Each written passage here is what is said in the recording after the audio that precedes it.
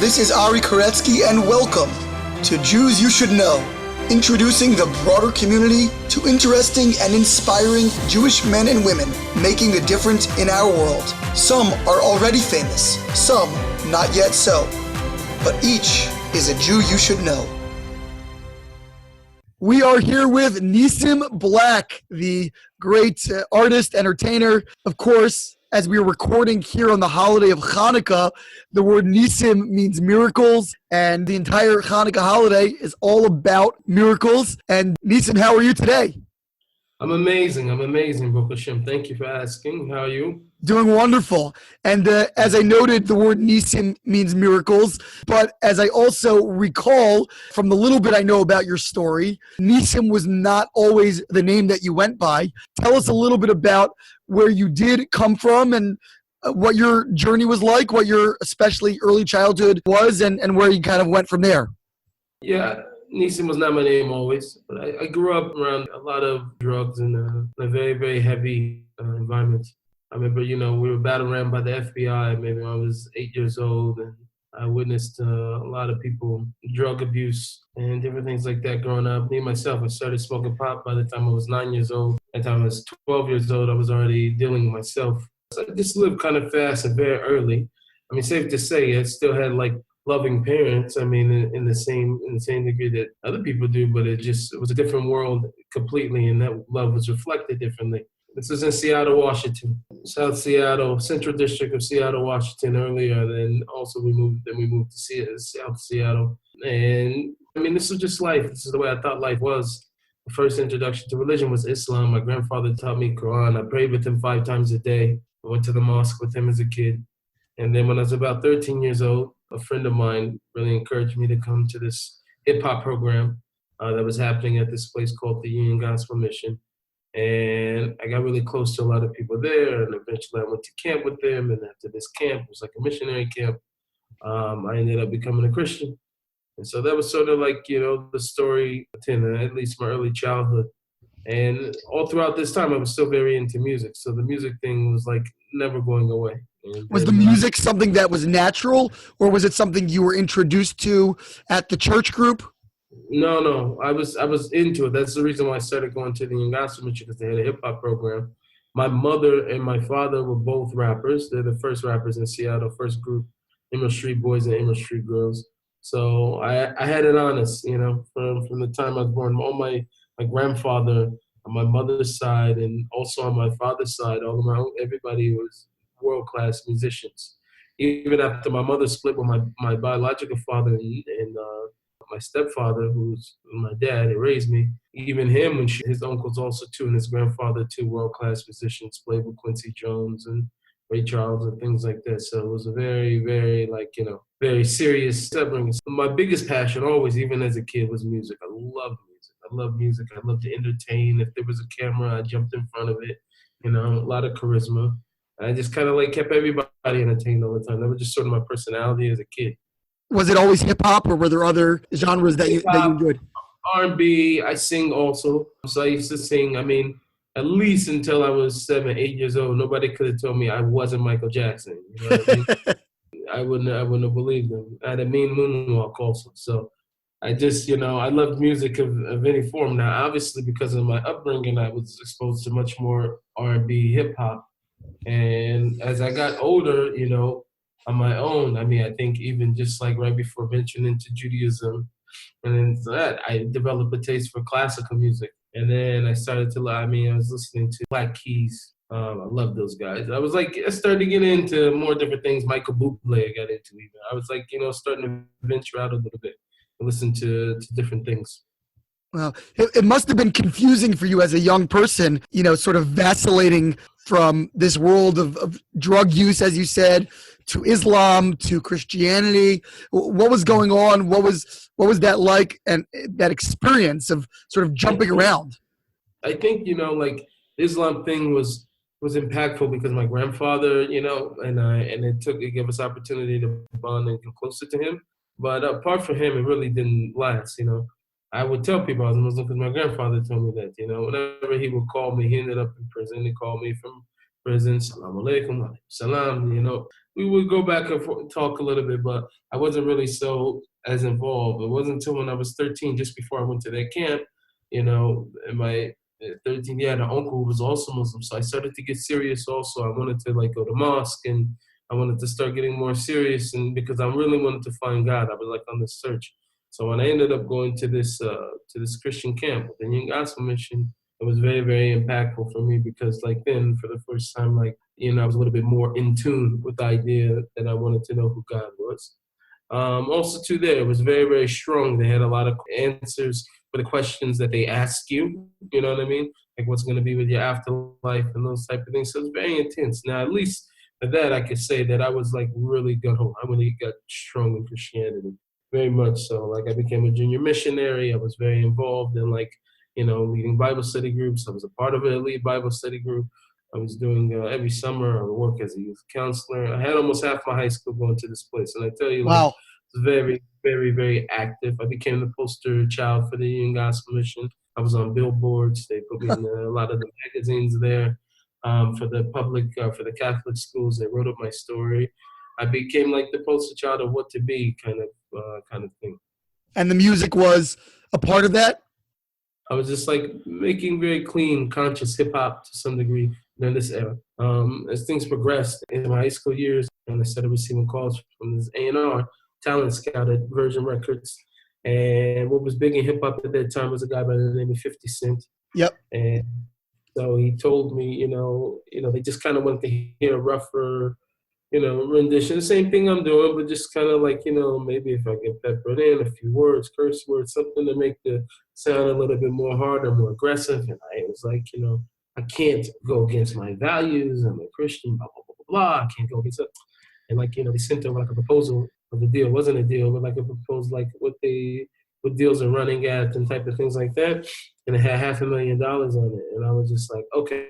Trade in the values for $500,000. Yeah, I changed my values for $500,000. I was young. I was 16, 17 years old. Yeah, but it went in. And I tried to do it slowly. But the thing is as that happened, a lot of the guys that I stopped hanging around with and some of the more whatever that I wasn't so involved with at the time started to come into my life even more and more and more. And so I found myself, back in circles that was very similar to the way I grew up. And, it just sort of led me down a darker path. Wow. So at that point in time, when you're around 17 or so, you would say you started shifting away from the church and from the ministry and towards a sort of a rougher crowd, more of the edgy musical scene? Right, very much so. And, by the time I was 19, hit full fruition, I remember I was in the studio one day with a good friend of mine. And I used to pull all-nighters in the studio. That was my thing. It was always about working on my craft and being in the studio. I really, I was very, very serious about it. So I would spend all night in the studio, whatever. And I had already planned that I was going to do it one night. And I see my mother, she was falling over a lot, dozing off and type of thing. She was addicted to narcotics. So whatever, I was used to it to some degree, but on one particular night, it was just a lot more extra than it was on other nights. And I remember at the time I was talking to my girlfriend on the phone, who's now my wife. I've been with my wife since I was 17 years old. Wow. So I'm talking to her, and I said to her, I said, I feel like one day my mother's not going to wake up.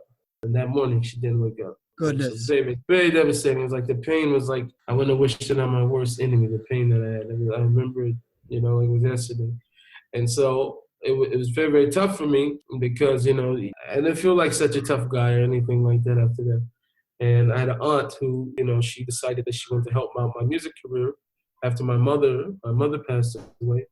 And so she flew me to New York, and because I asked for tickets to New York because I had this deal on the table from Virgin, a possible deal, whatever. And I said, if I can go get other record labels interested in me, then it'd be better. So I went to New York. My manager at the time was a guy by the name of Ricardo Frazier. He also manages to mix a lot and whatever. I ended up going to meet with Slim Shady Records, Eminem Records label. I went to Atlantic, and I went to Dame Dash Music Group. This is right after Jay-Z and Dame Dash split, Rockefeller. And I got nothing going, There was one thing, DJ Clark Kent, who found both Biggie Smalls and Notorious B.I.G. So DDMG, he wanted to sign me. And I told him I'm willing to do this. I was willing to put everything on the line. And the next day, Dame Dash decided he didn't want to do the deal.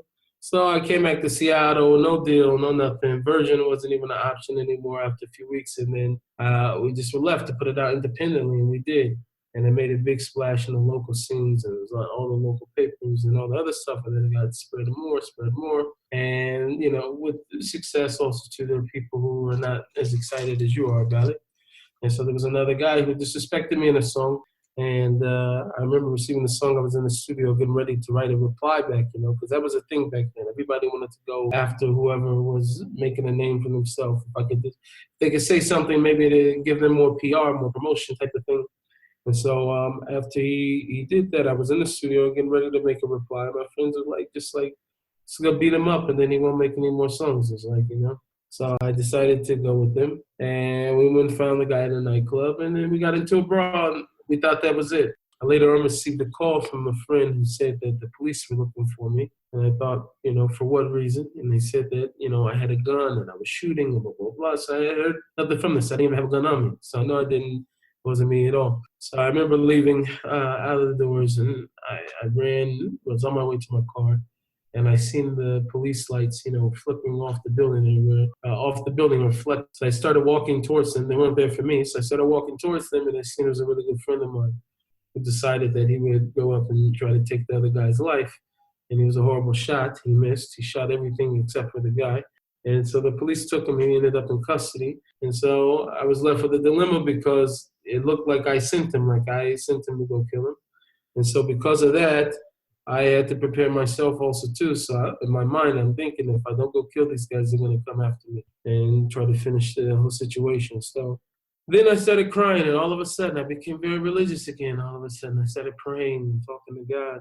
And after that situation, I got a phone call from the guy 3 days later, and there was opportunity. This was a miracle for me because nobody ever really calls to ask you if you're trying to kill him or not, you know. So I was on the phone with the guy, and I was able to, you know, put aside my pride and did the situation. And after that, you know, I kept praying and I kept searching and I kept praying. And that was like the beginning of being on my road to Judaism. So who called you? The guy who you were targeting? You know, the other guy who was shot at, in my honor and in my defense, that guy that was shot at, he called me, the other rapper. Just, you know, to settle the score? Yeah, basically. He wanted to know also to himself, you know, how much on guard he should be. After all, he should think that, you know, his life could be on the line. He just got shot at, right? For me, I already knew what to expect. I knew how the streets work, so I knew that they were going to come after me, even if my friend was in custody, because he did end up in custody. He ended up going to prison after that. But for me, I ended up myself having to think, like, you know, I already know how this works. They're going to come after me because everybody knew I shined because this guy. They knew this was my guy. Everybody knew. Like, everybody in the city knew that me and him were together. So I assumed already that they were going to come after me. So I thought I had to prepare myself. But with Hashem, God made a different way that they called me instead. That's pretty amazing that the guy would try to settle it, you know, sort of diplomatically, and that you were also. He wasn't so diplomatic on the phone, I'll be honest. It was very, very aggressive and very, very, which was very hard for me also too, because even though I was praying and as bad as I didn't want the situation, it was still hard for me to take that role to be more lax and to dead my pride in order to make this. You're just raised with a lot of pride and a lot of ego and different things like that, that even if you really don't want to put yourself in such a situation where it could be your life at stake, you do it because of the pride. And that's what I'm saying. I said siyata d'shmaya at the time to put aside my pride because it was very unlike me anyway. Even with all the intensity of the situation and being afraid to be for my life, it still took a lot for me to put aside my pride on the phone. So at this point in time, you've got an independent record label going. You're gaining some popularity in the local scene and beyond. You went through this traumatic, really life or death kind of encounter, kind of a crossroads for you. Where did you go from there? So after that, I went to my living room. I didn't go nowhere else. And I kept praying. And day after day, I was seeking and searching. And I just randomly, I'm telling you, it just literally came from within that I started to have questions. I just started to have questions on Christianity and certain things. And what I did was I dug up Christianity from its root. You know what I mean? And that's how I discovered Judaism. It was completely that way because I already knew about Islam because of my grandfather, and I started searching again when I was 13 again, and right before I had that experience at the camp. And then when I had the opportunity, like I said, on my own to search, it was sort of, I bought a Quran also too. I wasn't just sticking with Christianity and then started going to Judaism. I bought a Quran also too, because I wanted to really find the truth, to give myself at least a fair chance. I didn't go outside the Abrahamic religions because it was never even a thought for me. It was like it wasn't on my radar, it wasn't in my, but I at least wanted to see what the truth was. And so I started ordering books, and I would, like I said, dig up Christianity from its root. And I was maybe 7-8 hours every day. This is what I was doing with my life, just trying to find the truth. And in between this, like I started to find so much information out. The biggest thing that hit me first, that kind of like gave gilui to the thing so much, was like the Christian holidays. And when I found out, that they were pagan, and not only that, they didn't even have anything to do with the Christian text, even, you know what I mean? So I started to dig from that standpoint. I started to sort of reveal all those things. So from there, I started investigating. And in both stories, the Jewish people are there. You know what I'm saying? Our Sinai is there. The whole, everything. So it started to make me think, and I thought, I grew up also too in a Jewish neighborhood, Seward Park in Seattle, Washington. Oh, wow. Did you know Jews growing up?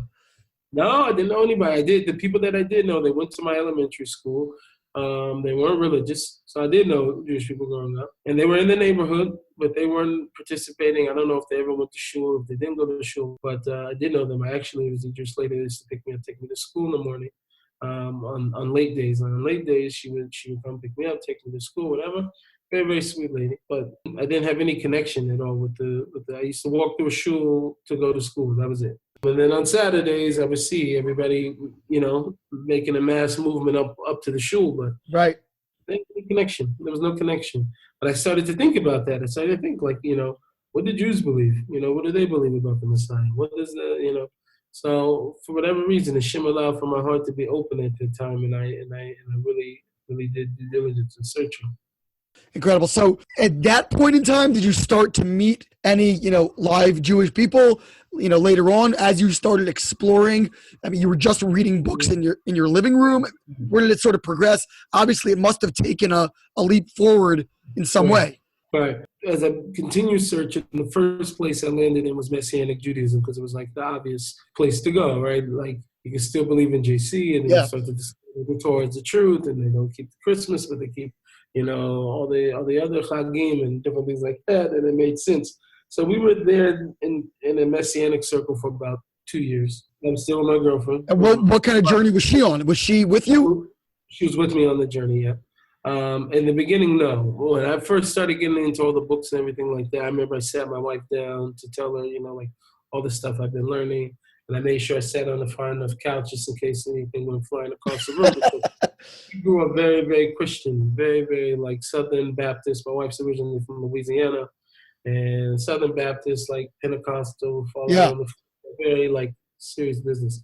So I knew that it was going to be information for her, So I talked to her. She was not very happy about it. She wanted a divorce even. She was like, we got married already. We were only maybe a year married. I was 20 years old when all this started happening, when I'm searching and other stuff. And we got married. I was also 20.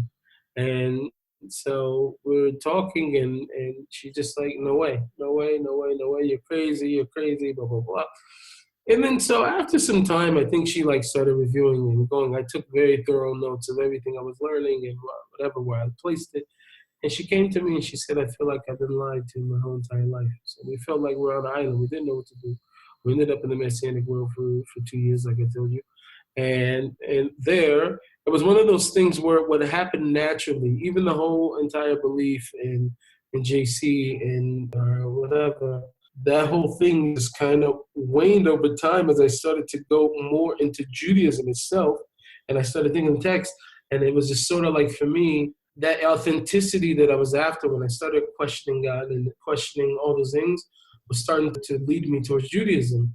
Because what I wanted was, like, when I read the Bible, I remember I told God, like, after all this stuff was fine, I was like, I don't want any outside influence. I said, God, I just want to start over. I'm going to read the Bible from cover to cover, and I only want to look for your character. I want to know what you love, what you hate, what you reward, what you punish. I want to know you. So that was the way I went. And I read all of Nach. I went through twice, like a book, and I was just searching. And I think the most impactful thing for me, which as far as Judaism came, is like when I started to realize that all the different pasukim that are inside the Navi, they talk about, the words of Manucha that Hashem gives over to the Jewish people and comforting and all the promises that he gives.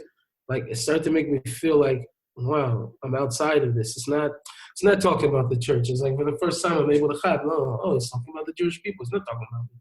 So I started to feel a little bit like left out and a little like, like Hashem, God, what about me, So I think that's what like created much more opening in my heart to start thinking about thinking again and converting and different things like that. So it was still very, very difficult.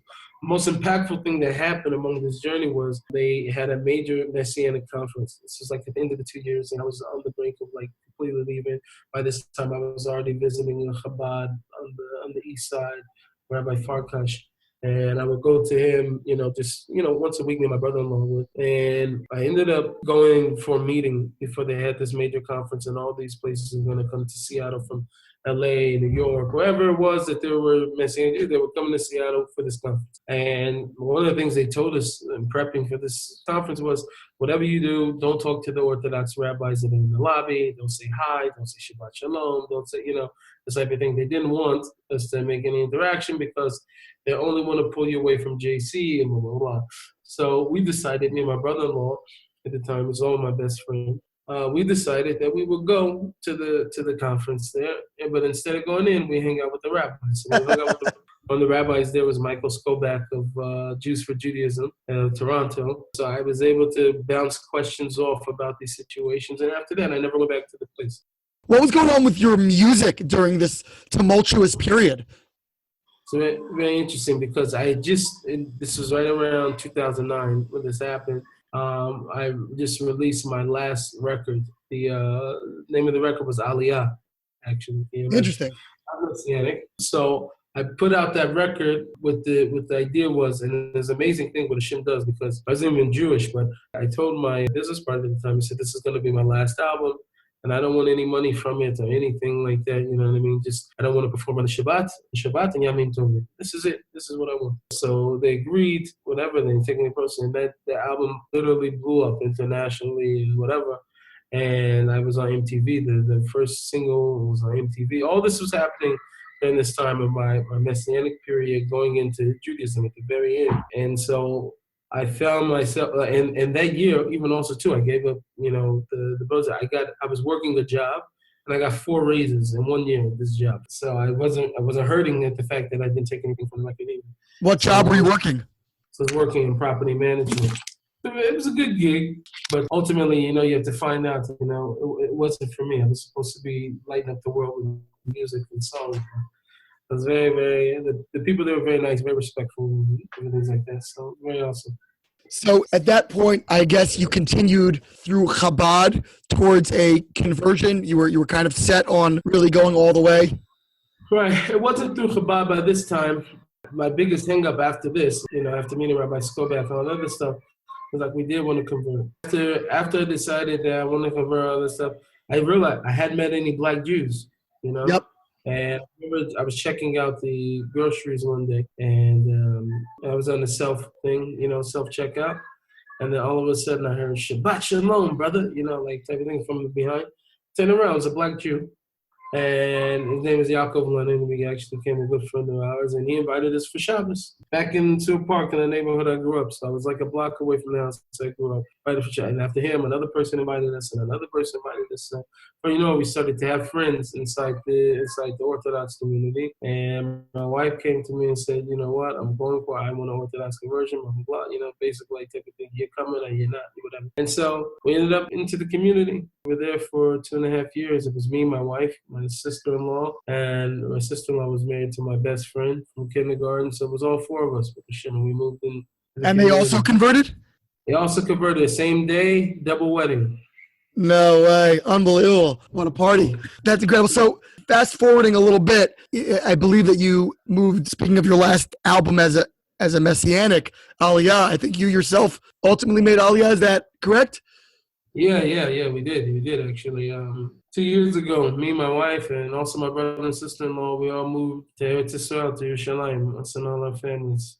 Incredible. Is your brother-in-law, sister, are they also into music? Yeah, so that was the whole story. There's my brother-in-law, my best friend since kindergarten, Yosef Brown.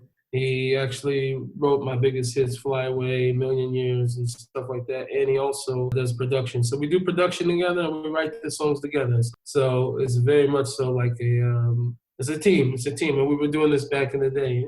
Before we came into Yiddish, we produced songs for The Game and The Young Buck from G-Unit, 50 Cent's cover.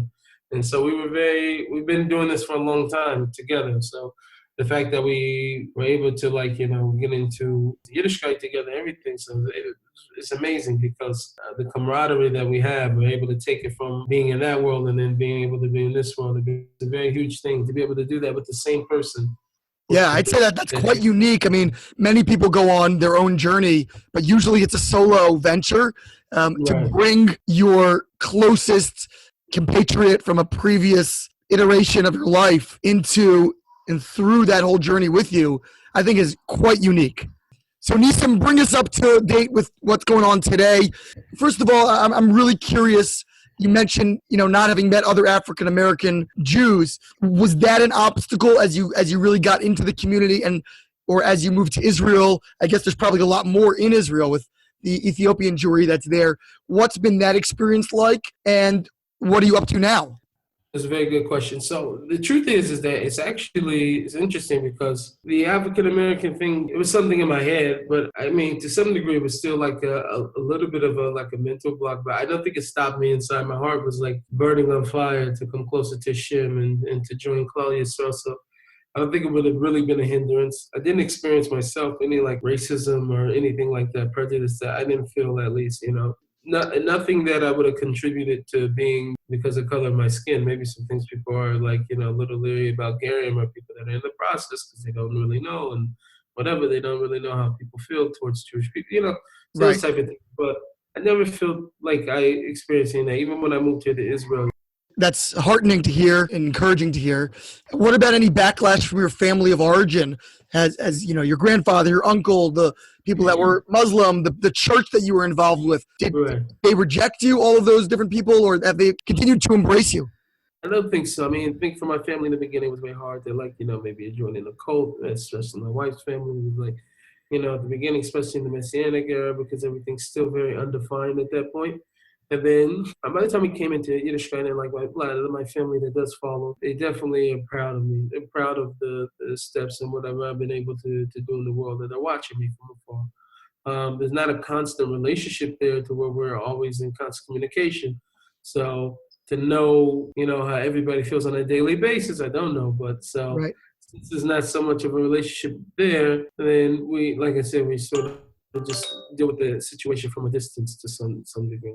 Right. And just bring us sort of to a full circle over here in terms of musically. What was that transition like? Was it difficult as you were becoming Jewish and so forth? Was it difficult to transition your music into a new Jewish sort of setting, or I guess sort of genre in a sense? How did that translate? Were there any major breakthroughs? And obviously you're still practicing. That's your career still today. So of course it seems like it was successful.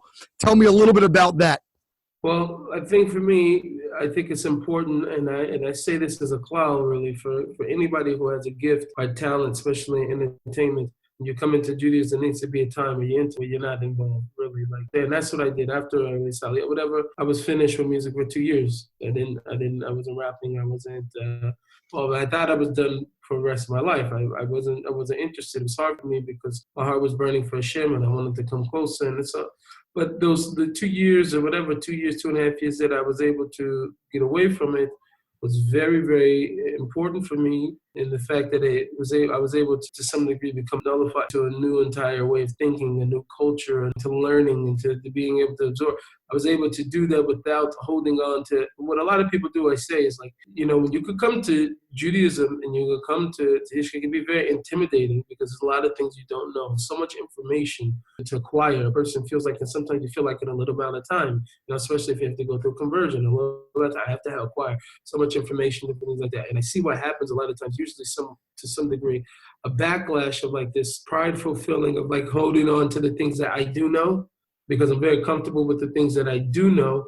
And because I do know that and everybody else doesn't know that, so I gravitate towards that. And it may end up sometimes in having very weird and warped hashkafas, but really unsettled inside because they still held on to a lot of the things that they had before because it was their comfort zone. You know, like for instance, you know, I know some people who knew a lot about the Bible or the Tanakh and different things like that, where Tanakh is not really studied in the yeshiva system. And so because you knew that, you like hold on to that. Now, it's intimidating because you can't go through a Gemara. You don't know how to learn Gemara or whatever. But instead of just belittling yourself, no, you argue with everybody how it's more important to learn Tanakh, and I know this and I know that, you know. So people find themselves battling all these different type of things, and it comes off as very weird and end up with all different type of things. So for me, I think it was very important for me to like, I don't know nothing. You know, I'm starting over completely, and I'm not holding on to music as it could be a distraction to sort of pull me away from my learning and trying to into that place. So that's what I did. I got rid of it,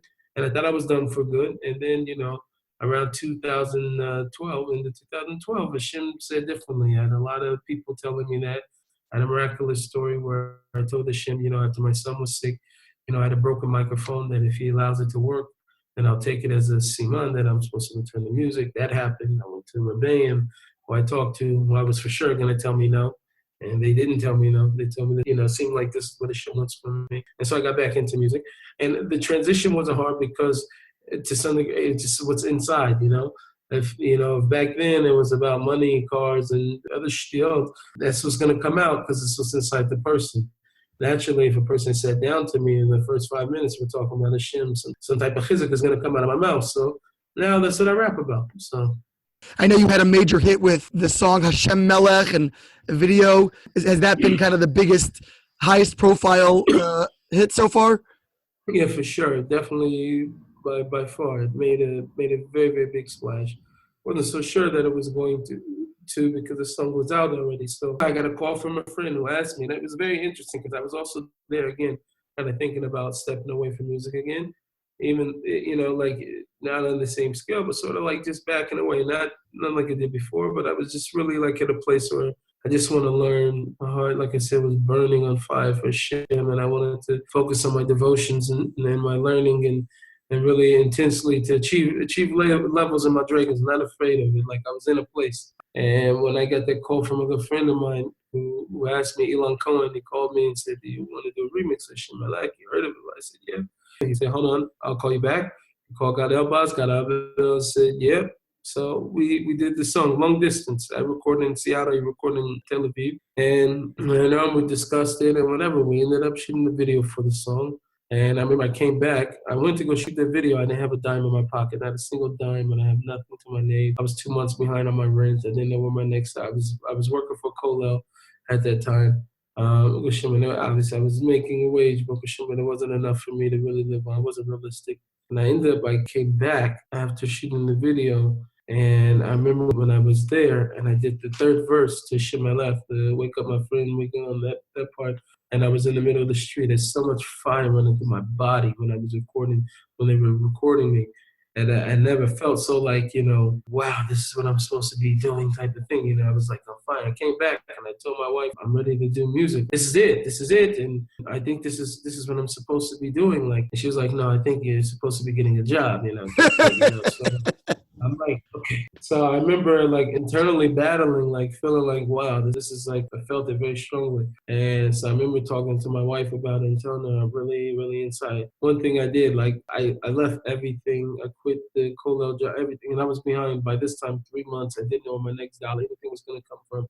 Thank God we had like, you know, public help from like food stamps and stuff like that. That was the only way to survive because it's very, very tough. And so I started going out, talking to Hashem. I was out every day, 6 hours every day. I was doing for 22 days, talking to Hashem, crying, just on my purpose, even much more so about my situation with I promised from my heart. I wasn't talking to Hashem's head off about money or helping me out.